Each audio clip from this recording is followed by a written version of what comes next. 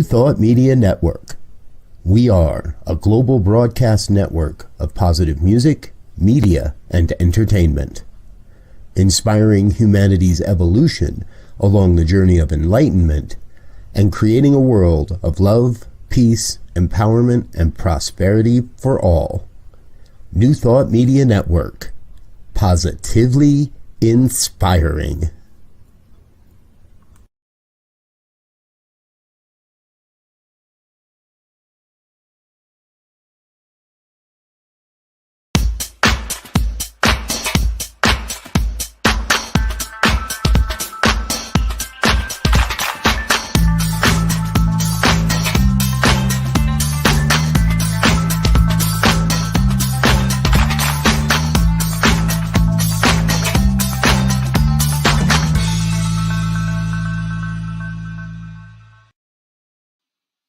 Why, hello there. Yes, it's me, Bonnie. Yes, Bonnie Gonzalez, your doula for grief. I am a grief coach, a registered nurse, a religious science practitioner, and a soul collage facilitator. And most importantly, I am just a human just like you are. We're all just sharing the space and place called life. So I'm here with you to enjoy and also to just, raise our awareness around grief. And I just want to say, if this is your first time joining, welcome, welcome, and know that you'll return. And if you're returning, I'm honored to know that you're out there. And I ask new and old returning folks to please join the conversation. Make this an hour that you explore grief yourself. So drop a question or comment in the comment box, and I'll be more than happy to respond. And I just want to say, yes, you have come to the right place today. If you are on that journey of recovering from grief, or if you know someone, we all have losses in our lives, and understanding that it's loss that leads to grief. Loss is what we experience. Loss of a job, relationship, friendships, lifestyle, body images, aging, even birth. Giving birth is a loss of a lifestyle that you had before, but now you're moving into parenthood, graduation, leaving behind the known, people that you know, moving into the new. Those are all losses. And grief is what we feel in relationship to those losses. So knowing that at every stage of life, there is the possibility of loss. So therefore, grief is just a human experience, that it is a part of the human experience. And if we can start to befriend grief, it allows us to grieve well. And when we grieve well, we live well. So grieving well leads to living well. As my most favorite author, Bell Hooks, says, we just can't heal in isolation. And that's what grief is there for, to truly heal us, to heal us from that loss. So when we lean into it, when we embrace it, we embrace the very medicine that we need. We embrace what will heal us. But unfortunately, in our culture, we don't always see grief that way. We see grief with all its pain and I was to say agony, it's pain, it's discomfort, it's unpleasantness. That's what we see. But if we realize that that is the medicine, that is the medicine that will heal us. All of that discomfort, moving through that, returning to that sense of wholeness. And as a grief doula, that's what I'm here for, is to walk you through that difficult messy part, painful part of grief. And I just want to say that I read this, and I think I read it last week, but I just want to read it again. Just talks about grief. Grief can either be used as a tool to bring us closer to ourselves and thus to each other, or it can tear us apart. Unfortunately, we are so busy running from loss, like a child that's hiding from the boogeyman, that we don't care who we knock down along the way, as long as sorrow stays far enough behind. But loss doesn't need to be feared, and neither do we ourselves need to fear loss. When we choose to use mindfulness, meditation, different practices, not only does this help us become aware of our own grief and how it impacts our lives, but also to accept the inevitability of loss and of failure.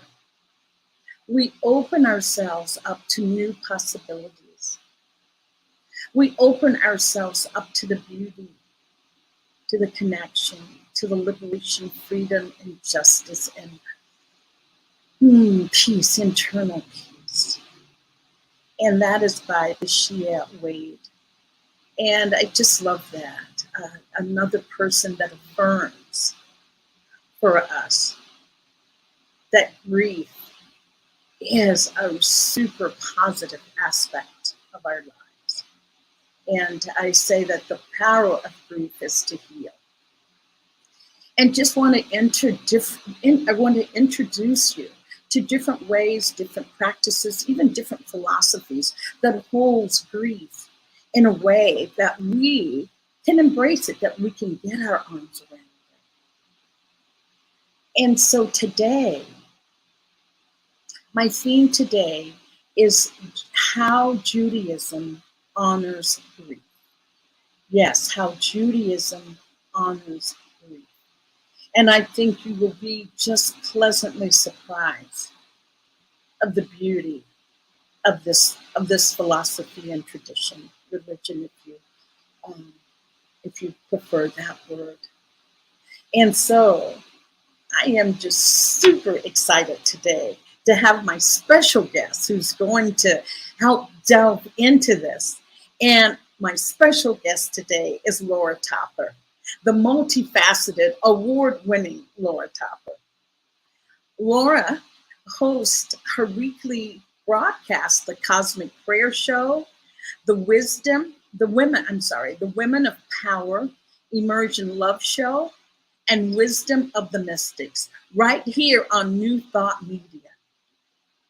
And Laura, congratulations to Laura. Laura has just completed her ministerial studies this year from Centers for Spiritual Living on the Florida campus. As I said, Laura is also a licensed practitioner, a religious science practitioner. And Laura also holds a master's degree in exercise and health, behavior, and menopause. Ladies, we've got to study here. Laura is also a lab facilitator. And as I mentioned, Laura is an award-winning person. She received the Global Services 2022 Award from the Centers for Spiritual Living. So help me welcome Laura Topper to the show here today. Hello, Laura. Thank you for being here. Oh, I'm just over the moon with excitement to have you here because I think, Laura, you have some experience that you can share with us around Judaism. But before we do that, would you honor us with telling us a little bit about yourself, Laura? Oh, Bonnie, well, first of all, I want to say thank you for inviting me onto your show and your broadcast and into your intention to share the power of grief and the beauty of unpacking grief and loss. I feel really honored and blessed to be here right now. It's a very special time for all of us. I'm so grateful for the work that you're doing. So thank you. And thank you to Joe, who's producing the show today so perfectly. Yeah. I love being here and sharing this knowing of love. And I think to do it through the idea of grieving and grief and loss is just so beautiful and perfect. Thank you, Bonnie. Yes, I was going to say you're using the word love. And as I said a little bit before the show, that grief is just love persevering. There was, one person I believe said, I'm trying to think how they phrased it. Oh, love, grief is just love with nowhere to go. But we know that. Yes. We know if we're grieving the loss of a loved one, we can still pour that love into that person, because the person may die, but love never dies. Love never dies. So, Laura, I know that you grew up in a Jewish household, correct?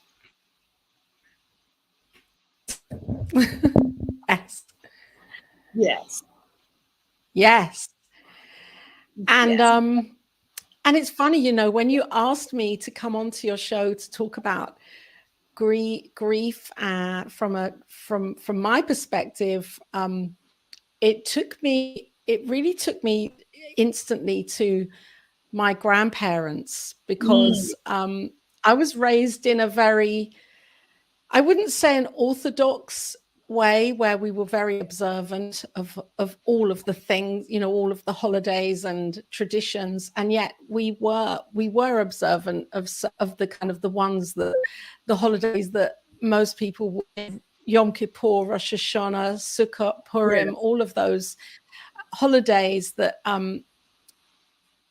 and so it was at a time my grandparents transitioned. My grandfather, I remember he was probably the first person that I remember transitioning, and I was probably about 12.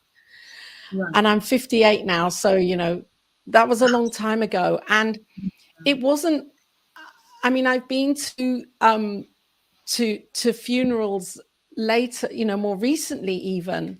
And it's been very different, because now we have this idea of celebrating life.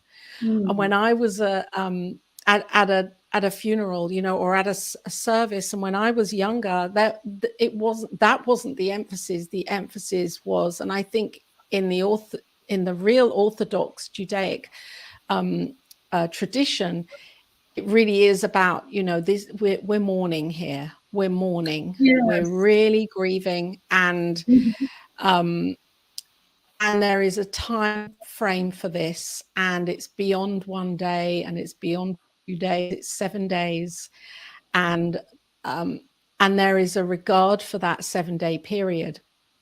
Now, not everybody sits Shiva. It's called Shiva, which is a 7-day time frame for the mourners to sit, and it's not everybody sits for 7 days. People do, and they still do. You know, it's like this event is happening, and we're going to stop everything. We're going to just stop everything, and we're going to sit very floor, very low, on very low chairs, and allow people to come to visit and reach down, bend down low, to be greet, and kneel down low. So there's this whole thing about being close to the ground that really came to me of being grounded and kind of, you know, that's where the body is. The body has, you know, it's been laid to rest in the ground. So I think for me, it feels very grounding, whole experience of sitting Shiva. Right. I didn't know the aspect of sitting low, Laura. That feels that grounding, like absorbing, allowing Mother Earth even to support you as you're going through this time. Yeah. I didn't know that aspect of sitting Shiva. And it's a time where, you know, the close family would be expected to do nothing whatsoever. So no cooking, no washing, no cleaning, no, it's almost like sitting Shabbos, which is the Friday night when we light the candles on the Friday night, and we have that regard for our day of rest that in the Judaic tradition, which is a Saturday. If for those that are very observant, they don't do anything. Hasidic and Lubavitch Jews, they do nothing between Friday night and Saturday night. They don't even turn on a light bulb. So yeah, so I think that it's like real day of rest. So I think sitting Shiva would be maybe not so. I'm talking about Orthodox, it would be quite, you just really do nothing and you be in this of grieving and allowing the emotions to be very observed by others. There's no holding back with the feelings and the flow and the crying and the pain and the agony of it. Yes. Laura, could I ask you, is sitting Shiva, is it just for the death, or can you do it for other reasons? The reason I ask, I don't know if you know American politics. Laura's in the UK, but in the state of Georgia, there's a really famous politician. Her name is Stacey Abrams, and she was an African-American woman, first African-American woman to run for governor of that state. And she lost it by some, we'll just say dubious reasons. It wasn't quite honest and forthright. It was totally devastating for the state, devastating for her. But she said that she sat Shiva. After she sat Shiva for 7 days, she came back with a plan.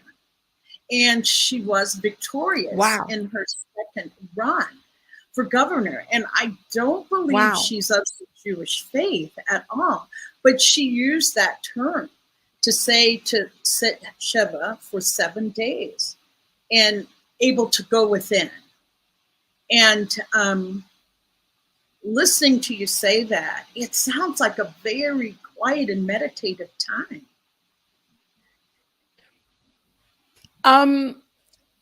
It's a very introspective time, and it's a time where I think probably I can't speak on that, because I believe the only time I've heard of anyone sitting Shiva is because of a death, because of a transition, because of a loss of a person, or the idea of a loss of a physical person. So and it's a time of acknowledging the family. So it's like the close family will sit Shiva. So not everybody will, like distant cousins may not. It's more, it's the wife and the siblings and the mother and the father. It's the people that are really close to that person that would sit Shiva. So, and it really is honoring of of the family unit as well. So I think maybe what she's done is taken the idea of this and used it because there's been a loss for her. And so that's the way that she's been enabled to process it and kind of shut the world out and work through.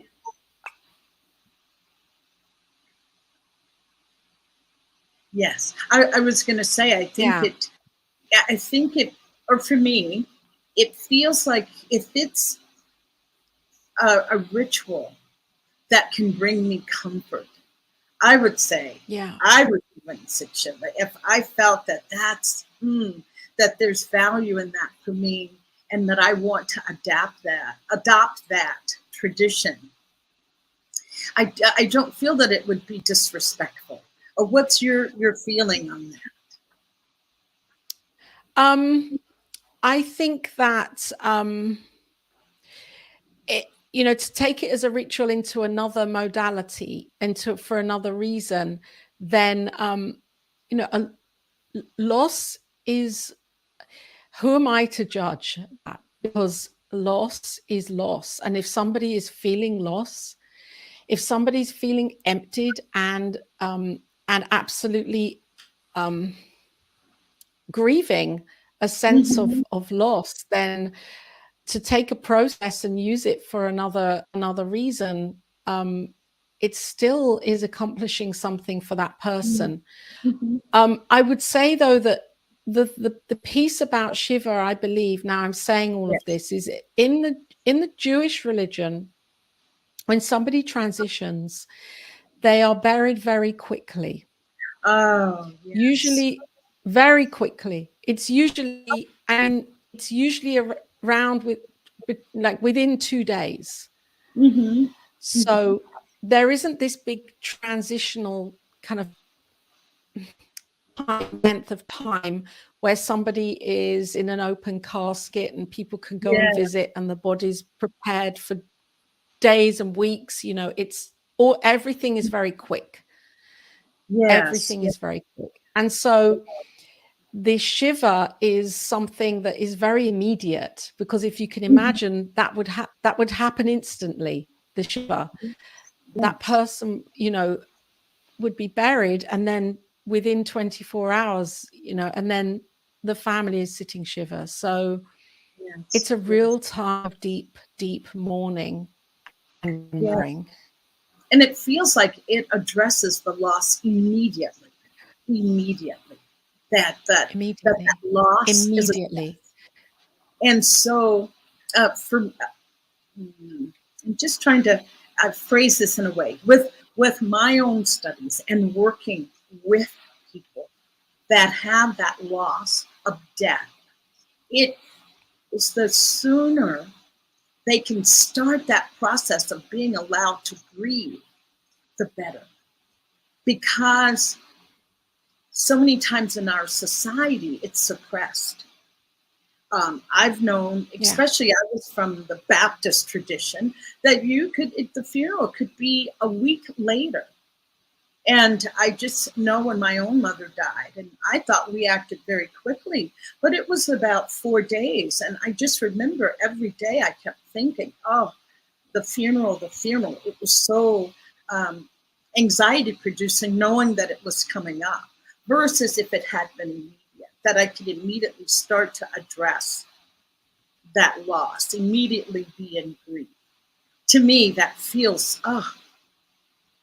more in rhythm with loss. Yes. I know we have a little bit of a delay. I didn't want to overtalk. A little bit. It's okay. It's just teaching me patience here. Oh yeah, I was going to getting me to just appreciate being in the moment versus being in the moment and answer. But and also, Laura, you know, I'm here in Mexico, so this has really been a cultural experience with looking at how this particular culture addresses, you know, death and the process afterwards. Here, it's the same. If someone died today, everyone would come over tonight. Everyone, I mean, there would be a celebration in the street. People would come and there would be outside, and there's candles lit, and there's just this big visual overnight. The next day, they're taken for a church service and then buried, and everybody is together during this time. It's an immediate handling, an immediately attention to the body. And I think the reason for that is that historically, they couldn't embalm the bodies, because the bodies would just decay in the heat, with the heat. So they did this instantly so that the body didn't start decaying outside of the ground. Yes. Because of the heat. My husband's Cuban, the same thing there. You are buried immediately. Right. The next 24 hours, everybody comes, be together, and then there's a ceremony for a burial ceremony that happens. And do you feel that tradition is carried on now, Laura, or is it becoming less and less? Where are we? I think where are we? I think we are more liberal with it now. So there will be Shiva, and there will be that grace, that time of grace for deep mourning. I think that I think definitely the tradition of it is still there. In the Judaic religion, it's not okay for crematorium. It's not okay to cremate. Mhm. So, Oh, I think though, yeah, as a rule, the body belongs to God, and the body is buried in the ground. So it goes mhm, back to the mhm. ground, back to God. So really for me, that's like saying, well, isn't God everywhere? And God is Yeah, everything. And so, right, right. yeah, We could bring that in, we Laura. could, couldn't we? Yes, yes, Yeah. yes. So, Um, I think I had to. but I do think, Go ahead. Yes, go ahead. yeah, so I think, yes, I think these traditions are still definitely kept going, definitely. I mean, I know, I've been to funerals. Just before COVID, I was at a funeral of a dear friend, and I know the whole process is exactly the same. And I Mhm, also think that there's an opening up now where people are saying, okay, I want to do this differently as well. And some mhm, people do choose to be cremated. And I think there's a more open approach to it. And yet traditionally, mhm. this is how it would happen, Right, right. Oh, Laura, you know? yes, you brought up a good point when you said people are now opening up. So, what I want to do is I want to take a break, but I want to come back and talk about people opening up to discuss death. And I know you have some beautiful passages, and I want to be able to share that with our viewers. So, we'll take a Yeah. break and we'll come back and we'll talk about this a new movement of really being able to talk about death. So we'll be right back. Good.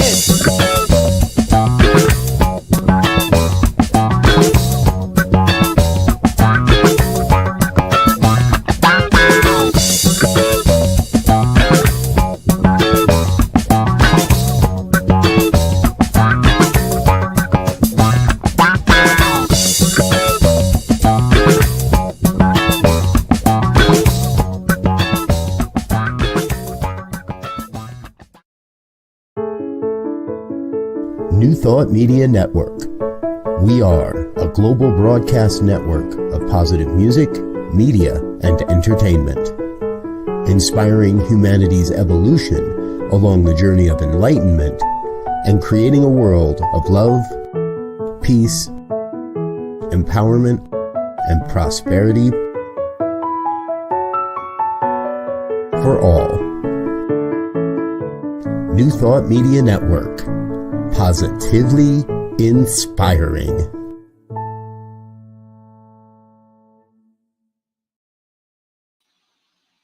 Hello, I'm back. Oh, I saw a little bit of a commercial break, but something happened. It said my browser didn't want to play. It said, did my browser die in the meantime? So we're back. We're back. So thank you so much.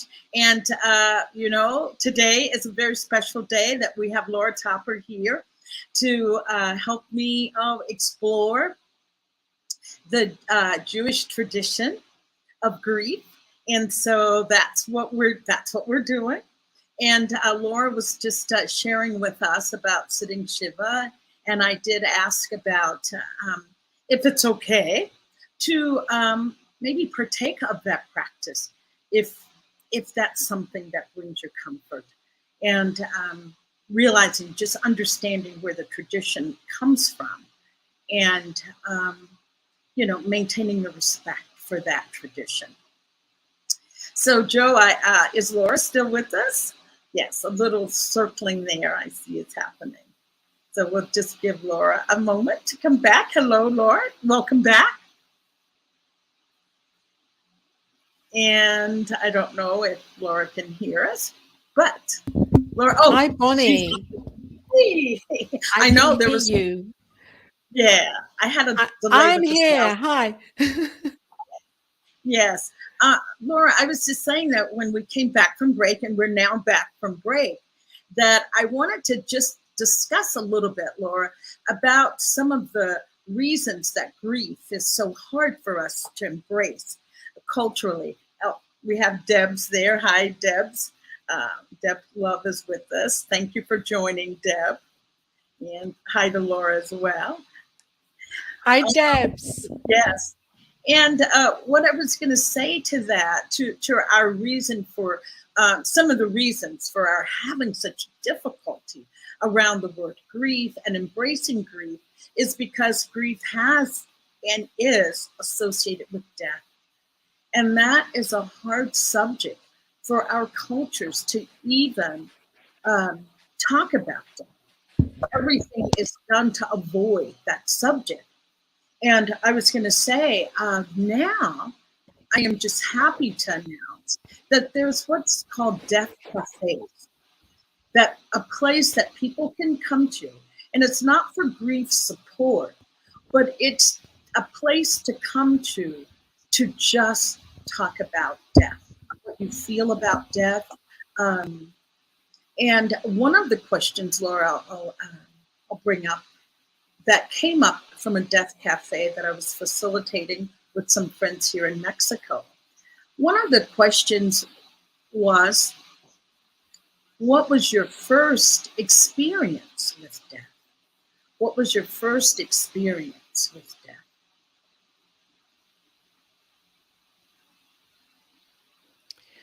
So when I think about that, my first experience was with my grandfather, and I was very young, as I said before, and I felt slightly detached because I didn't have a close relationship with him. So I went into the position of witness, and I believe I clammed up because I didn't know how to handle my emotions around what was going on, because there was a lot of upset and a lot of crying. And for me, I wanted to, I couldn't handle that. So as a child, I didn't express that, I think, in the fullest of ways. The thing that really, I believe. Yes, go ahead. Yes. No, that's okay. And the piece that ties in with this that I wanted to just talk about also, or to bring in with this, is that in the Jewish tradition, we remember death. We have a yortzeit, which is a candle. It's called a yortzeit. And every year on the anniversary of that person dying, we light a candle to remember them. If it's somebody that we sat shiva for, somebody that's close to us that we loved, we will remember them. They are not a figment of the imagination, have gone forever, no more to be talked about. The light of them is kept alive, and every year there is a ritual around remembering them and lighting candles for the knowing of that. So I just wanted to say that because you talked about the death cafe and how conversation around death now is opening up. And I think in the Jewish tradition, there has been an openness, because it's like you remember when somebody, the day that somebody transitioned, and you light a candle. And for me, death, I feel that, I don't know. That's really great questions. How do I be around death? My maturity can kick in, and I can come from a practitioner place, and yet I don't find it easy when a loved one transitions. In my humanness, it's so sad. I think a lot of the time we tend to brush the humanness out of the way, especially as a spiritual guide or a spiritual teacher. There can be a kind of propensity to not actually live into the humanness of this experience, which is so painful. So painful. Right. you say that, and there's 2 points that I want to get to, the Death Cafe. But before you talked about lighting the candle on the anniversary of the death of the person. And isn't there also another part, 40 days? Is there something with 40 days that you mourn even after sitting Shiva? There's 40 days of a mourning period. Different. No, there's Yeah. no. I think that's for us, it's or for at the burial. There's no stone set. There's no stone set in that immediate funeral ritual. You know, of the actual funeral. The headstone is set a year later. So we go back to the graveside a year later. So it's like there's this year of mourning and grieving and emotional recognition of how we're feeling. And then a year later, the stone is set into in that person's new home, the graveside. Right. Yeah. So there's a year, there's a year that you are given permission to grieve. And absolutely. None of that, aren't you over it? Oh my gosh, you are permitted to grieve. That's the beauty of it. Yes. You are given permission to grieve. Totally. I just, I feel that's so human, so humanistic to be able to have that space and place to just grieve. Yes, so because I was going to say grieving well, as I've said, leads to living well, and just being able to move through it without the residual that happens when we don't grieve and how it affects our health. There's so many consequences of unexpressed grief. There's so many detrimental consequences, and so I just applaud the religion for allowing that to be a part of it. And now I was asking you about talking about the Death Cafe and asking about your first experience with grief. And usually our first experience is what kind of sets the stage for us to move through life. So looking at that part, saying that you were not it's confused. It sounds like confused as to what to feel. And I'm going to share something here. So the next time that I experienced death was when I was 23, and I had a boyfriend at that time, and we had parted ways, and he was Italian, and he went back to Italy, and he was working on a boat, like on a cruise liner. And I had and we hadn't been together for about 2 years. And I had a call one morning from a friend of mine to tell me that he had transitioned. And we had remained friends, not in a romantic way at all, but we had remained with our friendship. And that one completely, I was absolutely, that one. Yes. And and he was Italian. And what was incredible was that I had met his family. And I always think of Italian families are kind of the same as Jewish. It's that kind of family, the food, the love. It's like, totally, you know, you can't get out of this web of this family, even if you want to, because there's always the food there, and the love. And so it really allowed me to see that how they were grieving was very much like how you know, how I would have been grieving if he were Jewish, but he wasn't.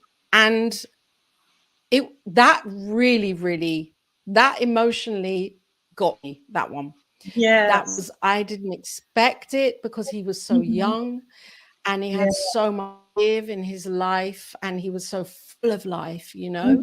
And it let me just see, as I've reflected on this over years, Bonnie, that to really live this moment, because we just don't know, and it's like anything can happen. And so being present in the now and living in the fullness of this life, this is the lesson that Franco brings in for me, to really live it and enjoy it, because I know he was enjoying his life when he transitioned. I know he was living his dream.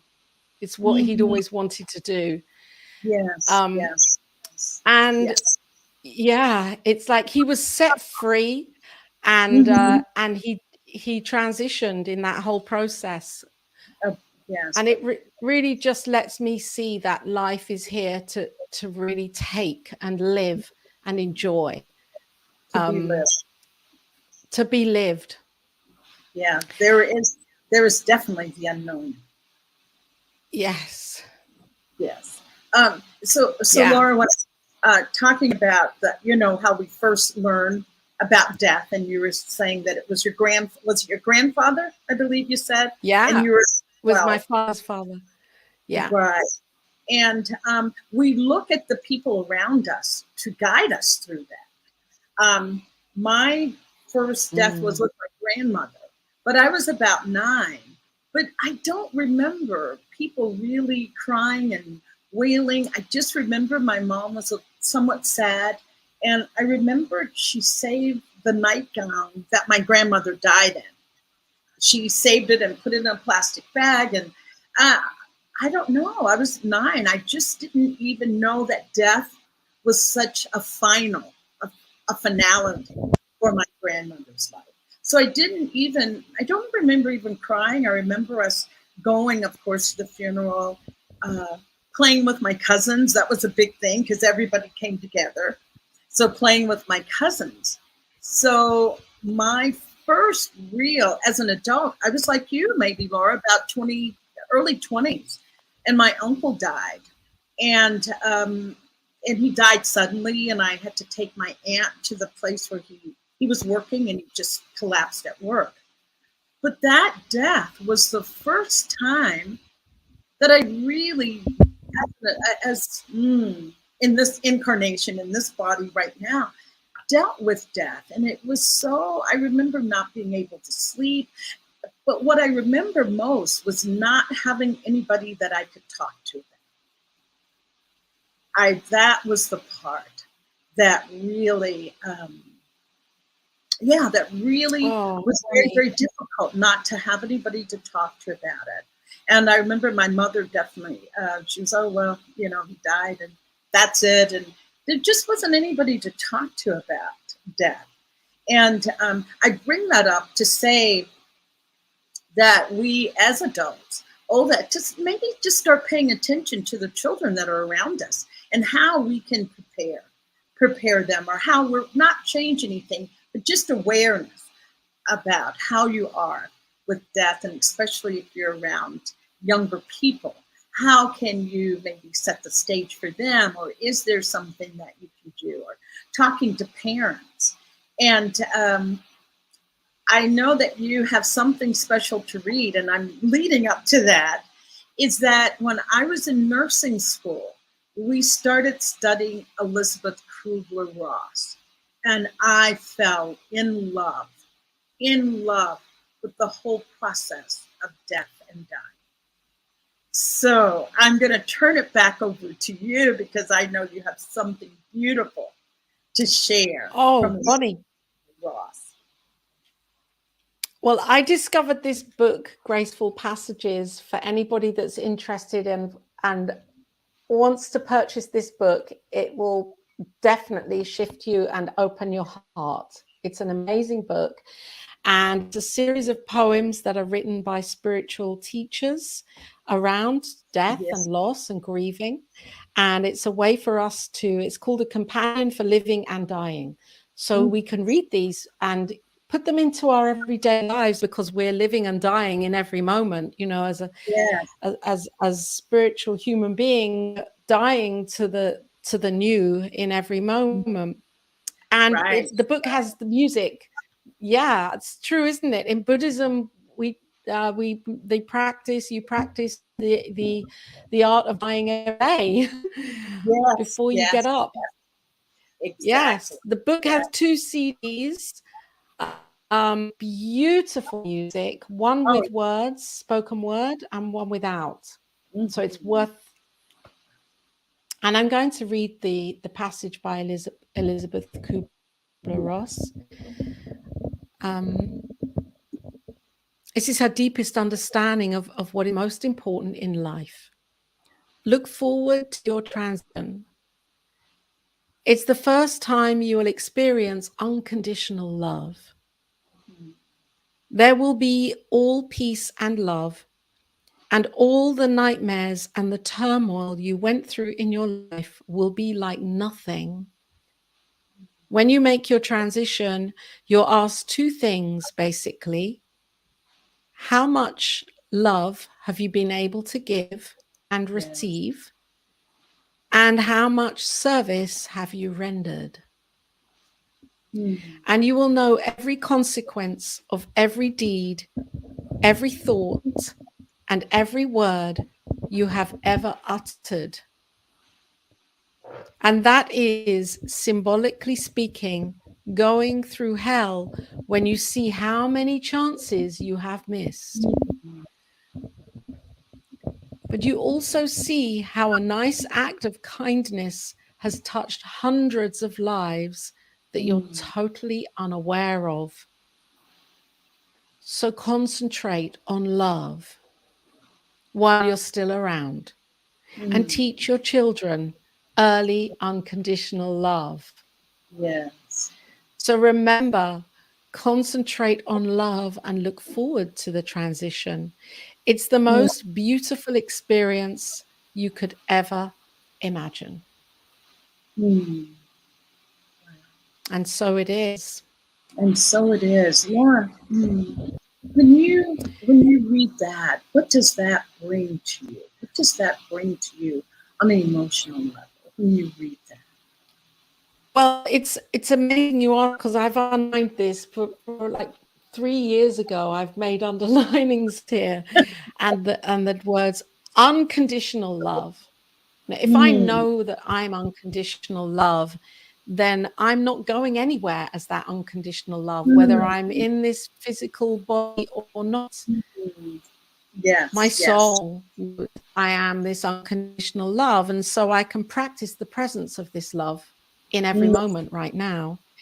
And I think the other 2 lines that I have underlined here that mean something right here for me now is, how much love have you been able to give and receive, Laura? Yes. And how much service have you rendered?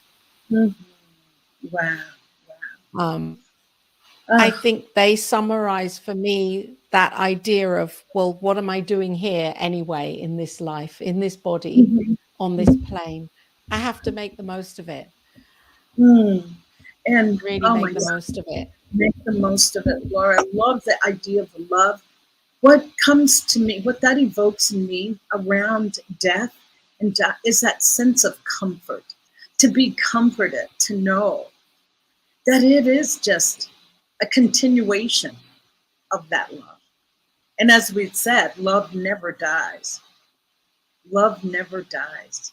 But I hope that it could bring comfort to someone who has anxiety around death.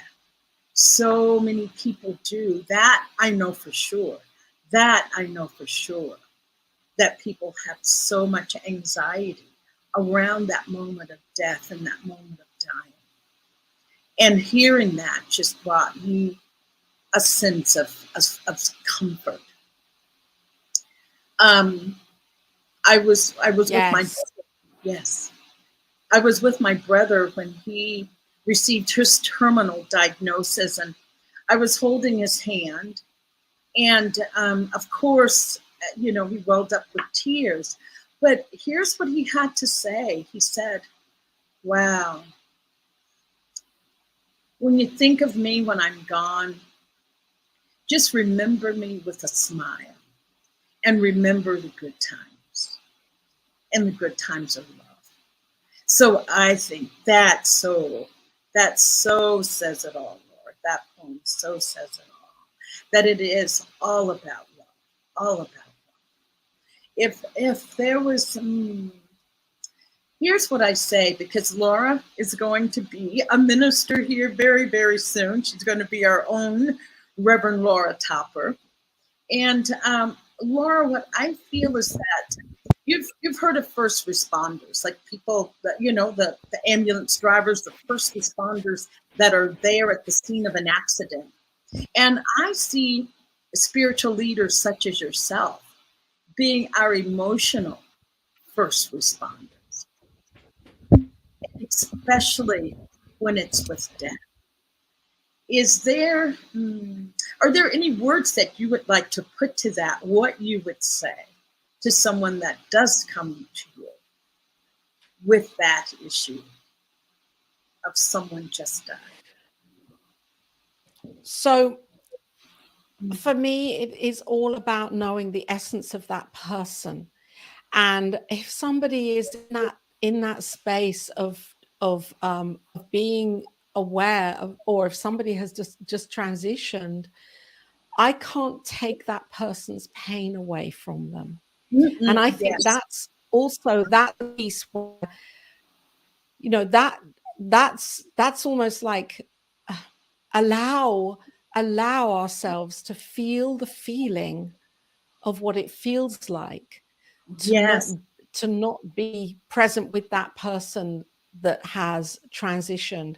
Really go into that feeling and feel it and allow that, and don't let anybody try to sidewash it or say, oh, it's okay, you know, you'll be all right, time heals. I think that's just such an insult to the whole art of grieving and acknowledging this idea of loss, because I believe that when we tune back into knowing the love of that person and the love of who we are, that we realize that there can be no loss here. There can be no loss. So from a religious science perspective, I would say allow yourself to be with the feeling and to process this and to talk and to cry and to scream and to laugh and to embody the whole sensation of all of this, because it's all a part of the process of knowing who we are as human spiritual beings. And allowing others to show us comfort as well in this time. Yes. You know, everybody would handle the idea of death so differently. Yes, yes. And I love what you were saying about children, acknowledging that children are going to experience this in so many different ways. Yes. And that talking is so important. And that's why I honor you, Bonnie, and your work and what you're doing. Yes. And I want to say, I think that's why it's so important that what has come about with the death cafes now giving us carte blanche to talk about death. Because as I said, Elizabeth Kubler-Ross is the reason that I am a doula for grief right now. Her work opened another portal around life that I didn't know was there. Wow. That it was, I didn't even know. Understanding death helped me embrace life fully. That fearing of death or not being able to talk about it was really holding my life back. And I wonder if people would take a look at that to see if that's true for you. Because if it is, start to slowly find ways to bring death into our daily, not daily, but into our conversations. And I don't know how you feel about that, Laura. I'll ask your opinion on that of bringing death into our conversations. I think it's an incredible, I think we're being forced to bring death into our conversations. We're being pushed, not forced. We're being invited to bring death into our conversations and to have open debates, open understandings, religiously, culturally, socioeconomically. I think it's necessary to understand this so that we can help each other and guide each other. We've just been through a massive trauma with COVID and,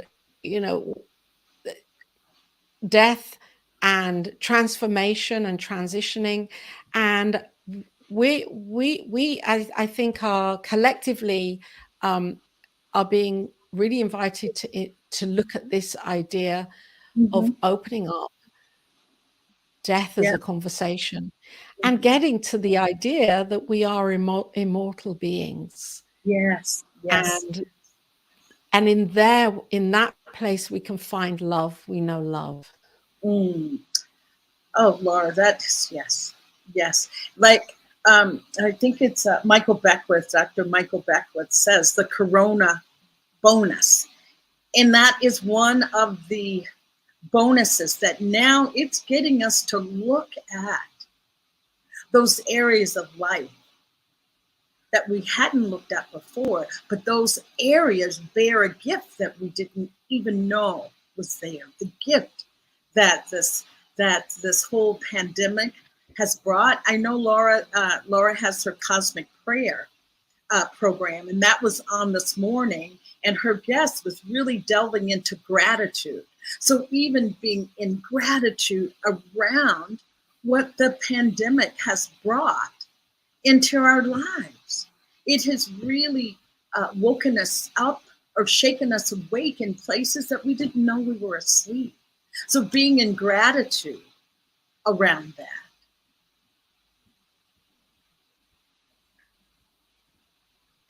And I think gratitude, definitely. And I think just as you're saying that, going back to the Jewish tradition, when somebody passes, it's very normal to say to the family of that person, I wish you a long life. That's the thing that you would say. I wish you a long life to the mother or the father or the people that are close to the person that's transitioned. And that's a form of saying, let's be grateful right now and live this life and live it with longevity in our hearts and in our minds. Just know that we have this life to live and enjoy it right now. Yes. So, yeah, I don't think it's, for me, it doesn't feel like it's saying, well, you better have a long life because somebody's just died. It's like a reminder that life is here to be lived and enjoy it. Mm-hmm. Yes, continue to move on. I mean, or continue to go forward.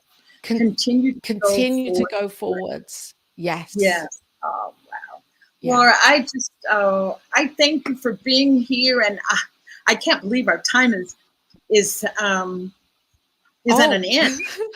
And Laura offers so many beautiful services. Laura, your website, Joe, can you put up Laura's website? Oh, okay, if you want to. Laura does tremendous work with empowering women, empowering mankind, period, or humankind. Let's put it that way. But humankind. Yes, empowering humankind. Please check out her website. Laura is truly a spiritual inspiration. She's on the cutting edge, the forefront of helping us this forward movement with her ministries that are to come and how she ministers to women and to humankind. And I just am so honored to have had you here today, Laura. Is there anything that we should know that's coming up for Laura Topper?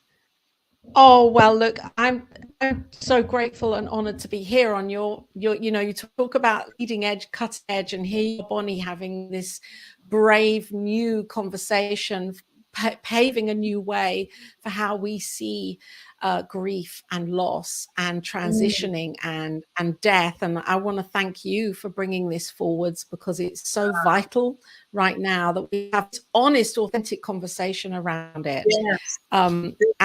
Yes. And for me, I love bringing women together and holding that container space for women to network and meet and share. And I believe menopause is a time of, really transitioning from one way of being to another, as we let go of that old identity and image of ourselves and embrace the new. Yes. So what I. Please. Are you there? Yeah, I was just going to say, I'm a testimony of that menopause, that the best is yet to come, that change that happens. Oh, yeah. The best view is yet to come. Join me on this side. Oh, Laura, thank you so much. And I know our time is at hand. Thank you, Bonnie. I'm just honored, and I am so overjoyed to be able to have difficult conversations here, just to model for people that it doesn't have to be that difficult. You see that we can still have this dialogue and come away feeling encouraged and ready to live life. So I thank you, and I am going to say goodbye until next week. New Thought Media Network. So check out all the programming. It's just the best thing that you can do for yourself today. So thank you so much. I will see you next week. Bonnie Gonzalez, your doula for grief. I am here for you. On behalf of everyone at New Thought Media Network, thank you for being a member of our virtual family. Your financial contributions help share the New Thought message with people from around the world. Please visit and contribute at www.ntmedia.org/donate. New Thought Media Network. Come be you. And please like, share, and subscribe. Until next time, peace and blessings.